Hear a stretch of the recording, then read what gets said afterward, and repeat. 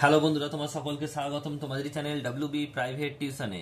তো আজকের এই ভিডিওতে আমরা রায়মার্টিন প্রশ্ন বিচিত্রা 2024 পঞ্চম শ্রেণীর পরিবেশ বিষয় যে তোমাদের দ্বিতীয় টেস্টের জন্য যে 9 নম্বরের স্কুল রয়েছে 193 নম্বর পেজে, তো এই প্রশ্নপত্রের সম্পূর্ণ উত্তর নিয়ে আজকের এই ভিডিওতে আলোচনা করব। তো চলো ভিডিও শুরু করা যাক। একের দাগে বলছে নিম্নলিখিত প্রশ্নগুলির যথাযথ উত্তর দাও। একের এক, পশ্চিমের মালভূমি অঞ্চলে অন্তর্ভুক্ত জেলাগুলির নাম লেখো। এখানকার মাটি কেমন? জেলাগুলোর নাম কি কি হবে? বাঁকুড়া, পশ্চিম মেদিনীপুর, বীরভূম আর পশ্চিম বর্ধমান, এগুলো হবে জেলার নাম। আর বলেছে এখানকার মাটি কেমন, এটা উত্তর লিখবে যে বেশিরভাগই কাঁকর, পাথর মেশানো, লাল মাটির, অনুর্বর। নেক্সট প্রশ্ন পরেরটা কি বলছে? গঙ্গা নদীর উৎস থেকে মোহনা পর্যন্ত গতিপথ বর্ণনা করো। এটা তোমাদের টেক্সট বইয়ের 68 নম্বর পেজে পাবে। নেক্সট প্রশ্ন বলছে সুন্দরবন অঞ্চলে কি কি গাছ জন্মায়? এখানে গাছগুলি বৈশিষ্ট্য লেখো। এখানে কি কি গাছ যায় দেখো, গেউয়া, বায়ান, গরান গাছ জন্মায়। আর বৈশিষ্ট্য কি?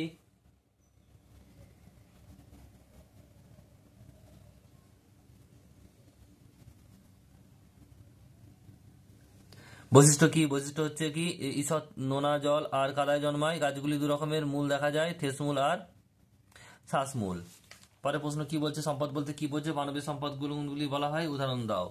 সম্পদ বলতে সেই সমস্ত কিছু কি বোঝায় যা মানুষের চাহিদা মেটায় ও মানুষের জীবনযাত্রার মানোন্নয়ন সহায়তা করে। আর এটা কি কি? সেটা হচ্ছে স্বাস্থ্য ও বা শ্রম ক্ষমতা, আর হচ্ছে বুদ্ধি আর জ্ঞান। এই দুটো হচ্ছে কি যে মানব সম্পদ, এগুলো। এরপর রয়েছে দেখো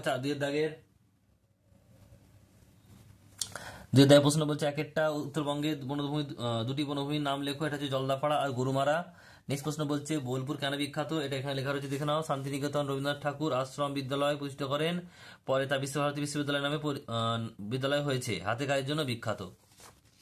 নেক্সট প্রশ্ন বলছে দেখো একটি লৌহ ইস্পাত শিল্পের নাম, জেলার নাম, শিল্পাঞ্চলের নাম, জেলা সহ লেখো। দুর্গাপুর, এটা হচ্ছে পশ্চিম বর্ধমানে অবস্থিত।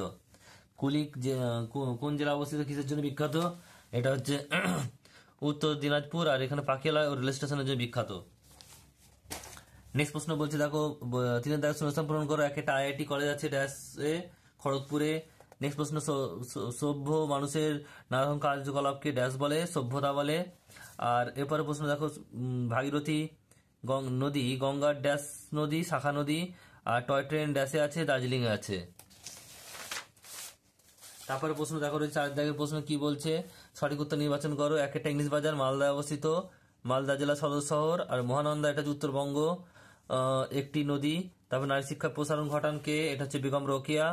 তারপরে রয়েছে বিদ্রোহী কাকে বলা হয়? কাজী নজরুল ইসলামকে।